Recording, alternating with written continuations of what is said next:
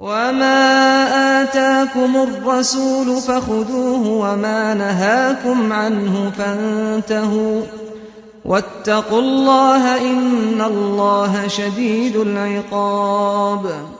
الحمد لله رب العالمين والصلاة والسلام على أشرف الأنبياء والمرسلين أما بعد. قال حدثنا مؤمل بن هشام قال حدثنا إسماعيل عن أيوب عن حفصة قالت. حفصہ رحمہ اللہ سے مروی ہے. یہاں حفصہ سے مراد ام المؤمنین حضرت حفصہ نہیں ہے. یہاں حفصہ سے مراد ایک مشہور فقیہ خاتون تھی تابعین میں، حفصہ بنت سیرین، وہ مراد ہے حفصہ بنت سیرین. یہاں ترجمے میں لکھا ہوا ہے حضرت حفصہ بنت سیرین سے روایت ہے، تو یہاں حفصہ سے مراد حفصہ بنت سیرین رحمہ اللہ وہ مراد ہے. تو حضرت حفصہ سے مروی ہے، فرماتی ہیں کننا نمنع عواتقنا ان یخرجنا، ہم منع کیا کرتی تھیں اپنی کنواری لڑکیوں کو. عواتق جمع ہے عاتقن کی، اور عاتق کا مطلب ہوتا ہے کنواری نوجوان لڑکی، کنواری لڑکی، تو اس کی جمع عواتق. ہم منع کرتی تھیں اپنی کنواری لڑکیوں کو ان یخرجنا کہ وہ نکلیں. یا نکلیں سے مراد عید کے لیے نکلنا، عید کے لیے عید گاہ جانا. آپ کو پتہ ہے کہ عید جو ہے وہ مسجد کی بجائے میدان میں پڑھی جاتی ہے، تو عید کے لیے میدان میں جانا، عید گاہ میں جانا. تو حضرت حفصہ کہتی ہیں کہ ہم منع کرتے تھے اپنے کنواری لڑکیوں کو کہ وہ عید کے لیے نکلیں، کیونکہ زیادہ حیا والی ہوتی ہیں اور ان کا گھر سے نکلنا جو ہے وہ کم ہوتا ہے، تو ہم ان کو عید گاہ بھی نہیں لے جاتی تھیں. فقدمت امرأۃ، تو ایک عورت آئیں، فنزلت قصر بنی خلف، تو بنی خلف کا جو محل ہے وہاں آ کر وہ ٹھہری. فحدثت، اور ان خاتون نے بیان کیا، ان اختہا کہ ان کی بہن، کانت تحت رجل من اصحاب رسول اللہ صلی اللہ علیہ وسلم، وہ نبی کریم صلی اللہ علیہ وسلم کے ایک صحابی کی بیوی ہیں. حضرت حفصہ بنت سیرین کہتی ہیں ہم منع کرتے تھے اپنی کنواری لڑکیوں کو کہ وہ عید کے لیے نکلیں، تو ایک خاتون ہمارے پاس آئیں بزرگ، اور انہوں نے ہمیں بیان کیا کہ ان کی بہن جو ہیں وہ نبی کریم صلی اللہ علیہ وسلم کے ایک صحابی کے نکاح میں تھیں، ایک صحابی کے تحت تھیں. وہ گویا کہ وہ ان کی بہن بھی صحابیہ تھیں اور ان کے بہنوئی جو ہیں وہ بھی صحابی تھے نبی صلی اللہ علیہ وسلم کے. قد غزا مع رسول اللہ صلی اللہ علیہ وسلم 12 غزوۃ، ان کے جو شوہر تھے، میری بہن کے جو شوہر ہیں، میری بہن ایک صحابی کی بیوی ہیں، اور وہ ان صحابی نے نبی کریم صلی اللہ علیہ وسلم کے ساتھ 12 غزوے کیے. اس زمانے میں یہ ایک فضیلت کی بات تھی کہ کس نے نبی صلی اللہ علیہ وسلم کے ساتھ کتنے غزوے کیے اور کتنا آپ کے ساتھ شریک ہوا. تو وہ جلیل القدر صحابی کی بیوی تھیں، اور ان صحابی کا اعزاز یہ تھا کہ انہوں نے نبی کریم صلی اللہ علیہ وسلم کے ساتھ 12 غزوے میں وہ شریک ہوئے. وکانت اختی معہ، اور میری بہن بھی ان کے ساتھ تھیں، فی 6 غزوات، 6 غزووں میں وہ خود شریک ہوئی تھیں بنفس نفیس. یہ ام عطیہ کی بات ہو رہی ہے، ام عطیہ رضی اللہ عنہ وہ مراد ہے، ان کا ذکر بھی آگے آئے گا.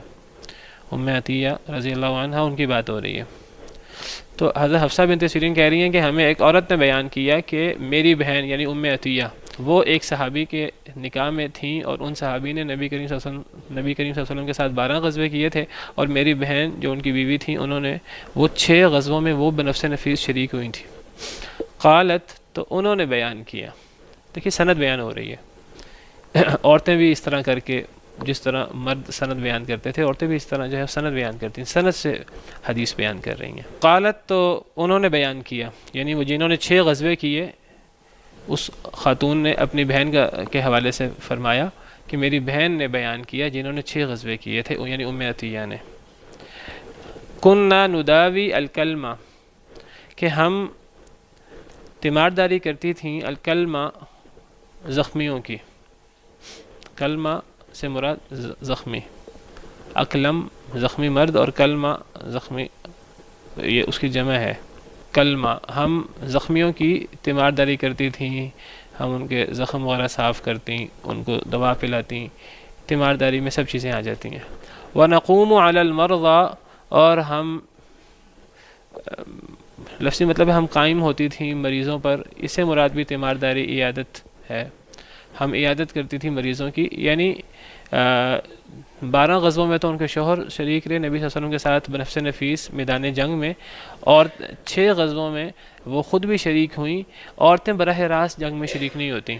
عورتیں اگر براہ راست جنگ میں شریک ہوں تو اور اللہ نے عورتوں کو اس طرح نہیں بنایا کہ عورتیں جو ہیں وہ لڑ سکیں مردوں کی طرح، اتنی طاقت بھی ان کے پاس نہیں ہوتی، اور جب عورت مرد کے مقابلے میں آئے گی میدان جنگ میں اور عورت جو ہے اس کو نقصان ہوگا، زخمی ہوگی یا وہ شہید ہوگی، تو یہ مسلمانوں کے لیے غیرت کی بات بھی ہے، اس سے مسلمانوں کی ہمت بھی کمزور ہوگی۔ تو عورت جو ہے وہ میدان جنگ میں بنفس نفیس مردانہ وار نہیں لڑ سکتی، لیکن عورتیں اگر وہ جنگ میں شریک ہونا چاہیں اور جہاد کی فضیلت لینا چاہیں تو وہ تیمارداری کی صورت میں وہ اس قسم کے کاموں میں شریک ہو سکتی ہیں۔ تو حضرت ام عطیہ فرماتی ہیں کہ ہم زخمیوں کی تیمارداری کرتی، ان کی دوا دارو کا معاملہ کرتی، اور ہم مریضوں پر قائم ہوتی، مریضوں کے معاملات دیکھتی۔ فسألت اختی رسول اللہ صلی اللہ علیہ وسلم، تو میری انہی بہن نے، یہ جو 6 غزووں میں شریک ہوئی تھیں، انہوں نے سوال کیا، ام عطیہ نے رسول کریم صلی اللہ علیہ وسلم سے۔ چلیں سوال بعد میں پڑھتے ہیں۔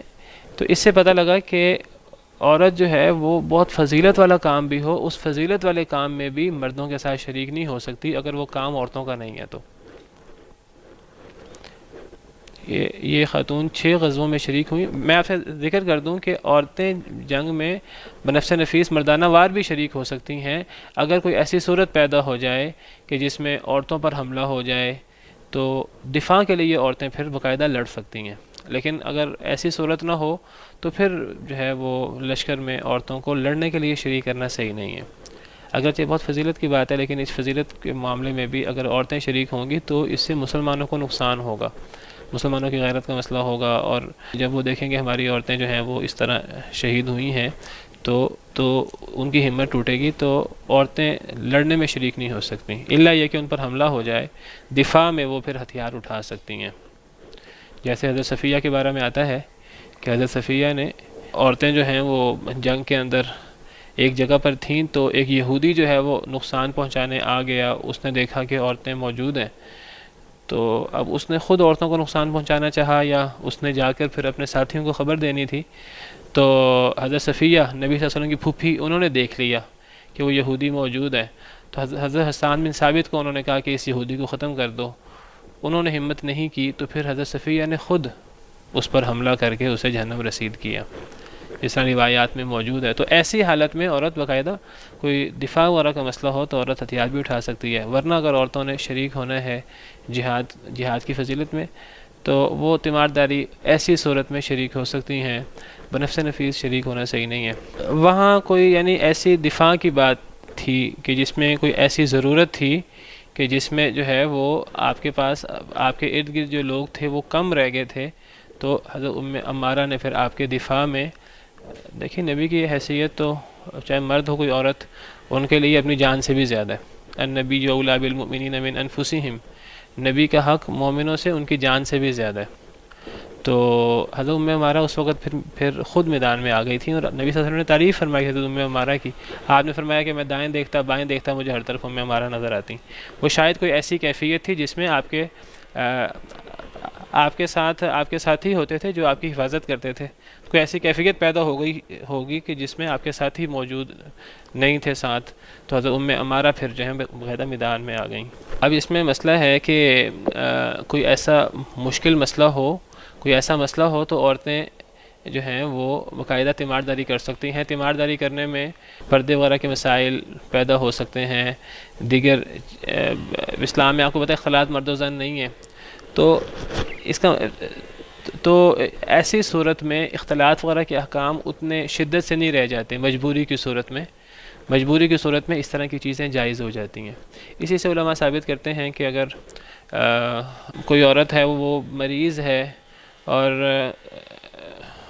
کوئی طبیب موجود نہیں ہے عورت، تو اس کا علاج جان بچانے کے لیے، اس کے علاج کے لیے کوئی مرد ہو وہ بھی اس کا علاج کر سکتا ہے مجبوری کی حالت میں، ورنہ عورتوں کو چاہیے کہ عورتیں بھی جو ہے وہ یہ میڈیکل اور طب کی تعلیم حاصل کریں تاکہ وہ عورتوں کا علاج کر سکیں، لیکن اگر کوئی ایسی بیماری ہو عورتوں کو کہ جس میں عورت موجود نہیں ہے، تو مجبوری کی حالت میں، جس طرح جہاد کی صورت میں عورتیں مردوں کی تیمارداری کر لیتی تھیں، تو اس طرح مجبوری کی حالت میں مرد بھی عورتوں کا علاج کر سکتے ہیں، اور عورت بھی مرد کا علاج کر سکتی ہے اگر مرد جو ہے وہ ڈاکٹر موجود نہ ہو کسی وجہ سے، تو مجبوری کی حالت میں یہ کام ہو سکتا ہے۔ لیکن جب مجبوری نہ ہو پھر یہ کام نہیں ہو سکتا۔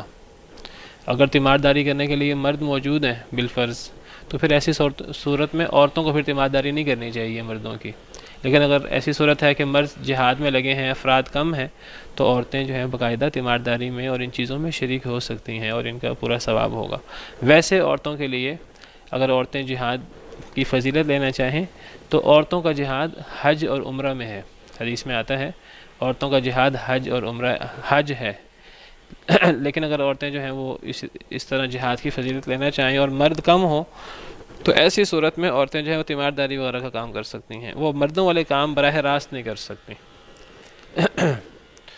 حکومت کرنا، ولایت وغیرہ یہ مردوں کے کام ہے، گھر سے باہر نکلنا اور مردوں کی سیاست اور ان چیزوں میں شرکت یہ عورتوں کا کام نہیں ہے۔ اسی لیے نبی صلی اللہ علیہ وسلم نے فرمایا لَن يُفْلِحَ قَوْمٌ وَلَّوْا أَمْرَهُمْ امْرَأَةً، وہ قوم کبھی کامیاب نہیں ہو سکتی جو اپنا امیر کسی عورت کو بنا لے۔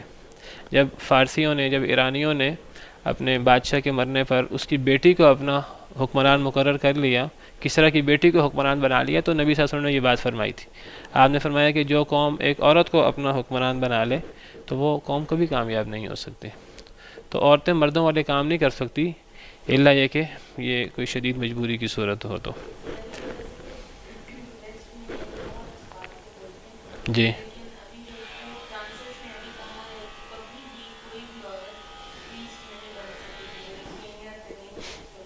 جی جی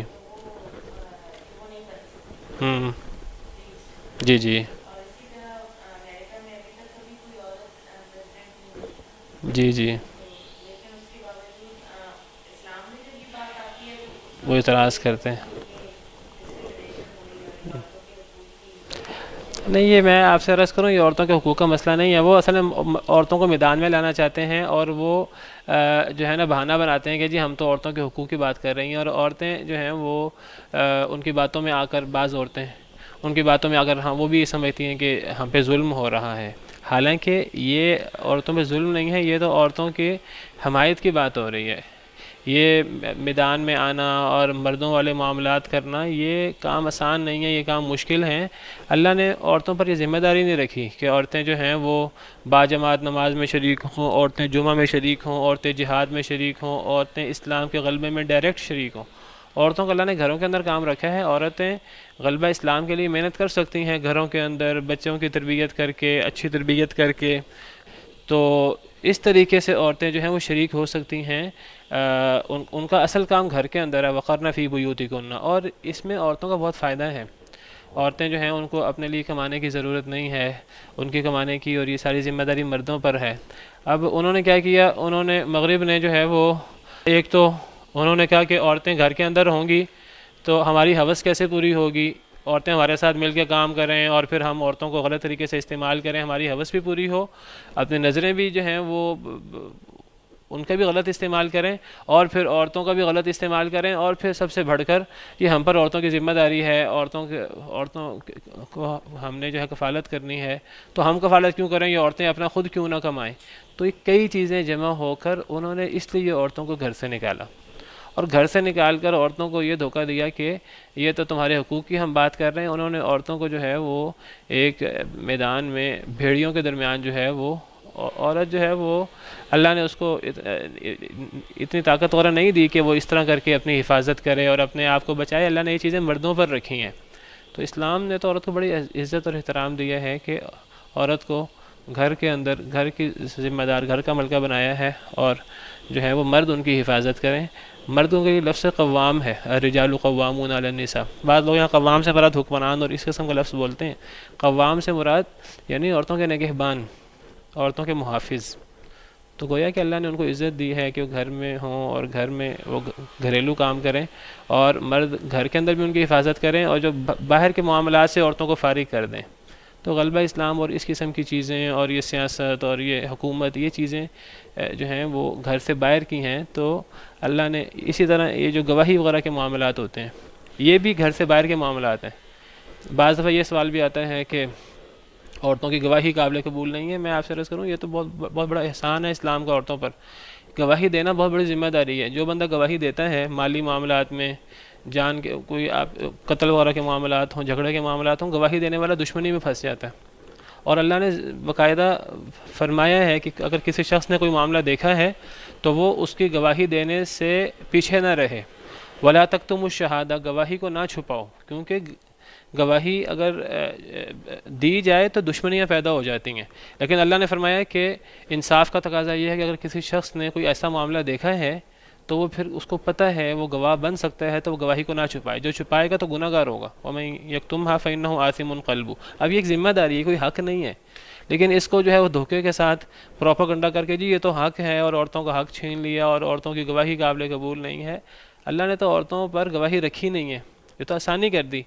اور اس لیے آسانی کر دی کیونکہ عورتیں گھر سے باہر نہیں ہوتی. باقی اگر گھر کے اندر کے معاملات ہیں تو وہاں عورتوں کی گواہی قابل قبول ہے اور عورتوں کی گواہی بھی ہے، بلکہ عورتوں کی گواہی کی اہمیت مردوں سے بھی زیادہ ہے ان معاملات میں جو عورتوں کے معاملات ہیں.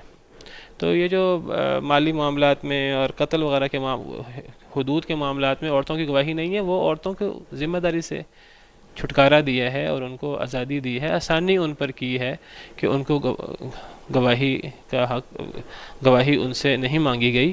ورنہ یہ ہے کہ ولادت کے معاملات ہوں اور یہ دودھ پینے پلانے کے جو عورتوں سے متعلقہ معاملات ہیں، ان میں نبی صلی اللہ علیہ وسلم نے ایک عورت کی گواہی قبول کی ہے. آپ کے پاس ایک شخص آگے، ایک صحابی ایک صحابیہ، وہ میاں بیوی تھے. تو ایک عورت ان کو ملی کافی عرصے کے بعد، اور اس عورت نے ان سے کہا کہ تم دونوں میاں بیوی ہو، میں نے تو تم دونوں کو دودھ پلایا ہے. ایک عورت نے کہا کہ تم دونوں میرے دودھ کی اولاد ہو، تو تم دونوں کی شادی کیسے ہو گئی؟ ان کے بچے بھی تھے. تو بڑا عجیب معاملہ ہو گیا، بڑا پریشان ہو گئے وہ لوگ. تو اب انہوں نے کہا ہم کیا کریں؟ تو باقاعدہ سفر کر کے، دوسرے شہر میں رہتے تھے، سفر کر کے وہ مدینہ منورہ گئے، نبی کریم صلی اللہ علیہ وسلم کی خدمت میں حاضر ہوئے اور آپ کے سامنے پورا مسئلہ رکھا اور کہا ایک عورت ہمیں کہہ رہی ہے کہ اس نے مجھے اور میری بیوی کو دودھ پلایا ہے، اب ہم کیا کریں؟ ہماری تو شادی ہوئی ہوئی ہے، ہمارے بچے بھی ہیں. تو آپ نے فرمایا کیف وقد قیل، اب کیا ہو سکتا ہے جب اس عورت نے جو کہنا تھا کہہ دیا ہے. یعنی جب عورت نے گواہی دے دی ہے، ایک عورت کی گواہی پر آپ نے فرمایا علیحدگی ہوگی. آپ نے فرمایا اس عورت نے جو کہنا تھا کہہ دیا ہے، اب کچھ نہیں ہو سکتا، اب علیحدگی ہوگی. پتہ لگا کہ یہ یہاں اللہ نے یہاں دین میں ایک عورت کی گواہی مانی گئی ہے. تو یہ اعتراض کرتے ہیں جی اسلام میں وہ ایک مرد کی جگہ پر دو عورتوں کی گواہی مانی جاتی ہے. وہ دو عورتوں کی گواہی ماننے کی وجہ کیا ہے کہ یہ عورتوں کا معاملہ نہیں ہے گھر سے باہر. اگر عورت یہ معاملہ دیکھے گی خوف کی وجہ سے یا چونکہ اس کا فیلڈ نہیں ہے، وہ بات بھول سکتی ہے، تو یاد دہانے کے لیے دوسری عورت ہے. ان تضل احداہما فتذکر احداہما الاخری. یہ اس کی وجہ ہے کیونکہ جو جس کا فیلڈ نہیں ہوتا اس کو وہ چیز بھول جاتی ہے. تو یہی معاملہ جو ہے وہ گھریلو معاملات میں عورتوں کی گواہی مردوں سے بھی زیادہ اہم ہے، اور ان معاملات میں شاید ایک مرد کی گواہی قابل قبول نہ ہو، یہاں دو مردوں کی گواہی قابل قبول ہوگی، لیکن ایک عورت کی گواہی مان لی گئی ہے ادھر. تو باہر کے معاملات چونکہ وہ مردوں کے ہوتے ہیں تو وہ عورتیں بھول جاتی ہیں. عورتیں اپنی باتیں یاد رکھتی ہیں، مرد اپنی باتیں یاد رکھتے ہیں. عورتوں کا معاملات جو ہیں وہ زیور پہننا اوڑھنا سجنا سنورنا. اب یہ جو کپڑوں کے رنگ ہیں، لباس ہے، یہ عورتوں کو یاد ہوتا ہے. ان کو یہ بھی یاد ہوتا ہے کہ 5 سال پہلے فلاں تقریب میں ہم نے کون سا سوٹ پہنا تھا اور فلاں نے کون سا سوٹ پہنا تھا. مردوں کو یہ بات یاد نہیں ہوتی. ہمیں کئی دفعہ جو ہے وہ ہفتہ پہلے کی بات یاد نہیں ہوتی، ہم نے اپنی شادی پہ کون سا سوٹ پہنا تھا یہ یاد نہیں ہوتا. عورتوں کی باتیں بڑی یاد ہوتی ہیں. میں صرف یہ کہنا چاہ رہا ہوں کہ جو عورتوں کی فیلڈ ہے اس میں عورتوں کی گواہی مانی ہے، جو مردوں کی فیلڈ ہے اس میں مردوں کی گواہی مانی ہے، اور اس میں عورتوں کی گواہی بالکل رد نہیں کی. اس میں ان سے کہا ہے کہ اگر دوسری عورت ہو یاد دلا دے تو پھر ٹھیک ہے. تو یہ اس کو سارا جو ہے نا وہ انہوں نے ورغلا کر عورتوں کو اور یہ کہا کہ اسلام نے عورتوں کے حقوق جو ہیں وہ پامال کیے ہیں، عورت کو سربراہ بننے سے منع کیا ہے. حالانکہ یہ ساری ذمہ داریاں ہیں، یہ کوئی حقوق نہیں ہے، کوئی فائدے کی چیزیں نہیں ہیں. نبی صلی اللہ علیہ وسلم کا ارشاد ہے کہ جو دو لوگوں پر حکمران بنا گویا کہ الٹی چھری سے ذبح ہوا. تو عورتوں کو اس سے مستثنا کر دیا، ذمہ داری عورتوں پر نہیں ڈالی. تو بہرحال وہ چاہتے ہیں کہ جی عورتوں کی کفالت سے بھی جان چھوٹے اور پھر وہ جو ہیں وہ عورتوں کے ساتھ غلط معاملات بھی رکھیں، تو عورتوں کو گھروں سے نکالنا چاہتے ہیں. اصل وجہ یہ ہے. تو بہرحال بات یہ ہو رہی تھی کہ عورتیں جو ہیں وہ میدان میں تیمارداری کرنے کے لیے وہ شریک ہو سکتی ہیں۔ تو حضرت ام عطیہ نے سوال کیا نبی صلی اللہ علیہ وسلم سے کہ قالت حل علی احدانا بأس، حضرت ام عطیہ نے سوال کیا کیا ہم میں سے کسی ایک عورت پر حرج ہے ان لم یکن لها جلباب، اگر اس کے پاس چادر نہ ہو، اللہ تخرجا کہ وہ نہ نکلے۔ کیا مطلب؟ یعنی حضرت ام عطیہ نے نبی صلی اللہ علیہ وسلم سے سوال کیا کہ اگر عید کے موقع پر نبی صلی اللہ علیہ وسلم حکم دیتے تھے مردوں کو عورتوں کو نکلنے کا کہ سب آئیں میدان میں شریک ہوں عید میں، مرد بھی عورتیں بھی، تو حضرت ام عطیہ نے سوال کیا، میری بہن نے سوال کیا نبی صلی اللہ علیہ وسلم سے کہ اگر ہم میں سے کسی عورت کے پاس چادر نہیں ہے تو اگر وہ چادر نہ ہونے کی وجہ سے نہ نکلے، دیکھیے چادر کا ہونا اتنا اہم ہے، چادر کی وجہ سے اگر وہ چادر نہ ہونے کی وجہ سے نہ نکلے تو کیا کوئی حرج ہے؟ آپ ہمیں حکم دیتے ہیں ہم نکلیں، اب چادر نہیں ہے تو اب ہم نہ نکلیں تو کوئی حرج ہوگا؟ تو آپ نے فرمایا لِتُلْبِسْهَا صَاحِبَتُهَا مِنْ جِلْبَابِهَا، آپ نے فرمایا چاہیے کہ پہنا دے اس کو اس کی دوست، اس کی سہیلی، من جلبابها اپنی چادر سے، اس کی سہیلی اسے اپنی چادر دے دے، یا ایک چادر میں دونوں جو ہیں لپٹ کر آ جائیں۔ یہ اتنا اہم ہے عید میں شریک ہونا کہ وہ اپنی سہیلی سے مانگ لے چادر کا لینا ضروری ہے گھر سے نکلنے کے لیے، اور یہ گھر سے نکلنا بہت اہم ہے عید کے لیے، تو وہ ضرور نکلے، کسی دوسری سے چادر لے لے۔ وَلْتَشْهَدِ الْخَيْرَ، اور چاہیے کہ وہ خیر کو حاضر ہو، خیر سے مراد یہاں عید ہے، وَدَعْوَةَ الْمُؤْمِنِينَ، اور مومنوں کی دعا، یہ جو خاص طور پہ دعا ہے عید کی، یہ بہت اہم ہے، یہ اتنی اہم ہے کہ اس کے لیے چادر نہیں ہے تو کسی سے مانگ کر چادر وہ لے کر آ جائے۔ فلما قدیمت، یہ تو بیان کیا حضرت حفصہ بیان کر رہی ہیں کہ ہمیں ایک خاتون آئیں، انہوں نے اپنی بہن کے حوالے سے یہ ہمیں بیان کیا۔ اب حضرت حفصہ فرماتی ہیں فلما قدیمت ام عطیہ، جب آ گئیں ام عطیہ، یعنی پھر ام عطیہ بعد میں خود بھی آ گئیں ان کے پاس، پہلے تو حضرت ام عطیہ کے حوالے سے ان کی بہن نے یہ انہیں حدیث بیان کی، تو پھر حضرت ام عطیہ خود آ گئیں۔ سألناہا، تو ان عورتوں نے حضرت ام عطیہ سے سوال کیا، حضرت حفصہ بنت سیرین وغیرہ جو منع کرتی تھیں اپنی بچیوں کو، کنواری لڑکیوں کو کہ وہ عید کے لیے نکلیں، تو جب یہ انہیں حدیث بیان کی ام عطیہ کی بہن نے ام عطیہ سے، تو جب ام عطیہ خود آئیں تو ان سب عورتوں نے ان سے سوال کیا، او قالا، یا راوی کہتے ہیں سألناہا، ہم نے سوال کیا، یا وہ عورتیں کہہ رہی ہیں ہم نے سوال کیا، حضرت حفصہ فرما رہی ہیں کہ ان عورتوں نے سوال کیا۔ سألناہا جمع مؤنث غائب کا صیغہ ہے، ان سب عورتوں نے سوال کیا۔ سألناہا جمع متکلم کا صیغہ ہے، ہم نے سوال کیا۔ فقالت، تو انہوں نے فرمایا، یعنی حضرت ام عطیہ نے فرمایا، وکانت لا تذکر رسول اللہ صلی اللہ علیہ وسلم ابدا الا قالت، اور وہ ام عطیہ نہیں ذکر کرتی تھیں رسول کریم صلی اللہ علیہ وسلم کا کبھی بھی مگر فرماتی تھیں بی ابی، میرے باپ ان پر قربان۔ حضرت ام عطیہ صحابہ نبی صلی اللہ علیہ وسلم سے بہت محبت کرتے تھے اور نبی صلی اللہ علیہ وسلم کی تربیت تھی، تو حضرت ام عطیہ جو ہیں وہ نبی کریم صلی اللہ علیہ وسلم کا کبھی ذکر نہیں کرتی تھیں مگر بی ابی کہہ کر ذکر کرتی تھیں۔ بی ابی کا مطلب ہے میرے باپ ان پر قربان۔ نبی کا حق ہی بہت زیادہ ہے، النبی اولی بالمؤمنین من انفسہم، نبی کا حق بہت زیادہ ہے مومن مردوں پر، مومن عورتوں پر، بلکہ غیر مومنوں پر بھی، غیر مسلموں پر بھی، پوری دنیا پر نبی کا حق بہت زیادہ ہے۔ قرآن کریم میں وما ارسلناک الا رحمۃ للعالمین، ہم نے آپ کو تمام جہان والوں کے لیے رحمت بنا کر بھیجا ہے، اور آپ اتنی شفقت فرماتے تھے صحابہ کرام پر، آپ نے جو اللہ کے حکم سے دین پہنچایا پوری امت کو، تو یہ بہت بڑا احسان ہے آپ کا، اس سے بڑا کوئی احسان نہیں ہو سکتا۔ اور پھر آپ نے اس دین پہنچانے پر صحابہ کرام پر جو نرمی، آپ فرماتے ہیں کہ اگر میں نے اپنی امت پر مشقت ڈالنی ہوتی تو میں ان کو ہر نماز کے ساتھ مسواک کا حکم دیتا، لیکن مشقت نہیں ڈالی، اس لیے ہر نماز کے ساتھ مسواک کا حکم نہیں دیا۔ اس قسم کی کئی احادیث ہیں۔ تو دین کے اندر نرمی اور پھر شفقت اور رحمت، اور پھر آپ کی شفقت اور رحمت مردوں کے ساتھ بھی، عورتوں کے ساتھ بھی، کافروں کے ساتھ بھی، اور پھر جانوروں کے ساتھ بھی۔ ایک چڑیا جو ہے اس کے انڈے کسی صحابی نے، بچے جو ہیں وہ نکال لیے، تو چڑیا جو ہے وہ چوں چوں کرتی رہی، تو نبی صلی اللہ علیہ وسلم نے صحابی کو حکم دیا کہ اس کے بچے واپس رکھ کے آؤ۔ ایک اونٹ تھا تو اس اونٹ پر اس کا جو مالک تھا وہ زیادہ وزن لاد دیتا تھا. تو وہ آپ صلی اللہ علیہ وسلم آئے تو اس اونٹ نے شکایت کی نبی صلی اللہ علیہ وسلم سے, اور آپ نے معجزاتی طور پر اس کی بات سمجھ لی, اور آپ نے ان صحابی کو فرمایا کہ یہ اونٹ مجھے شکایت کر رہا ہے کہ تم اسے چارہ کم دیتے ہو اور وزن زیادہ ڈالتے ہو. آپ نے فرمایا کہ چارہ زیادہ دیا کرو, وزن کم ڈالا کرو.